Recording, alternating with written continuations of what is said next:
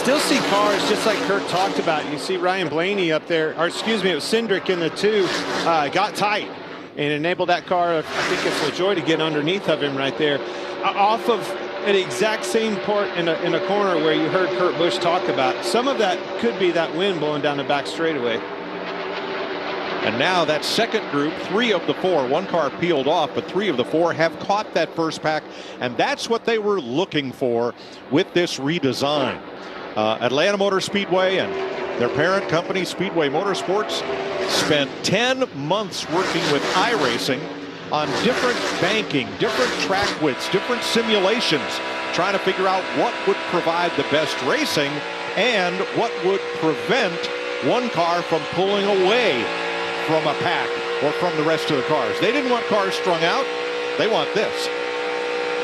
Oh, I think they nailed it. I think exactly what the hope was for. I'm already seeing it. We're able to have cars, you know, in a pack racing. But again, takes me back to that graphic we had with Daytona being such a big, longer cornered racetrack than this is with these tighter corners. I see cars floating the nose up off, cars being able to turn underneath of them, creates that racing environment. That's what's going to be so exciting. Again, tomorrow when the money's on the line, this will all change.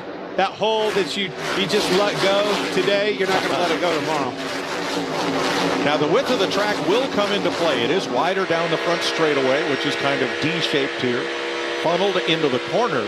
But the double line rule is in effect. No passing or no sending another car below that double white line, or it could result in a penalty, Larry. Yeah, I've been watching this scoring monitor, Mike, and I love it. It looks like a Daytona practice scoring monitor because the top 29 drivers separated by basically 4.5 tenths. Wow. That's because they're all in a, you could throw a blanket over all of them. It is getting pretty intense. And you talked about how wide it is on the front straightaway, narrows it up, a funnel, if you will, getting off into one, Mike. That's exactly what it looks like. They were 3 wide, 3 wide. Yeah, not going to do it quite yet. Gets pretty tight running 3 wide off into one.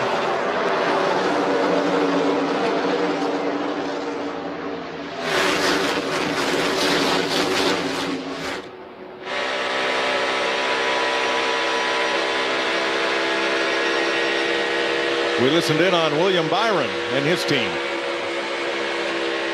Yeah, like the front here was like super darty by myself, and then plowing once I put wheels to it, so it was really unpredictable at the front. I'm seeing a lot of that, and more so down in 3 and 4. I'm seeing guys be able to root a car off the bottom, and then more if they get too close to them, their front end will either take off like you just heard William Byron talk about, or vice versa. It'll get loose and they have to chase it up the racetrack. Now here we had another 4 cars break away, but it took only a lap for the next cars to catch right back up to them. That's going to be the name of the game. When they get single file like this, we've seen this at Daytona and Talladega. But can you hold the throttle down and keep going in this tight radius that this 1.5-mile track has? They get close to your bumper. Do you get loose? Do you get tight? All that air, what's it do to your car? Front car on the outside. Corey LaJoie's got a hot ride. He's been passing cars top side, low side. He's quick. Well, I think this car is the ultimate equalizer, but I think this track configuration is doing that as well. It's giving somebody like Corey LaJoie, if he's got some stability built in that race car, he can show you what he can do behind the wheel. Ricky Stenhouse just jumped up to second fastest behind Kyle Busch. That's another crew chief from Brian Patty that has always had good speed on a plate type of racetrack like Daytona and Talladega. Ricky Stenhouse is really fast, just like always.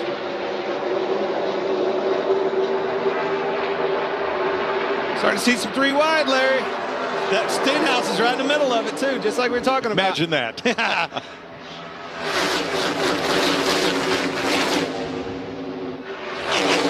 All right, Larry, if you want me out here, I'm out here 3 wides. This is where you want me. You said go out here and get a good feel for the car. We have to find out what it's going to do in traffic. So would you please just be patiently aggressive for me? Never. Nope. Now they're going to pull down on Denny Hamlin. And again, the closing rate here. Maybe it's not quite as much as Daytona, but there's room for 3 cars, but there's not a lot of room. 3 well, wide. and I think watch how narrow it gets off into turn 1. It's pretty wide, pretty wide. It's just like this funnel. See that right there? The lines even go away, and they pretty much have their business sorted out by the time they get there. A couple times I've seen 3 wide, but that's the one I think it has all these drivers' attention. Mike, you want me to give you a number that'll scare you, though? It's 12 foot wider in the corners than Daytona, so you got more real estate. Really?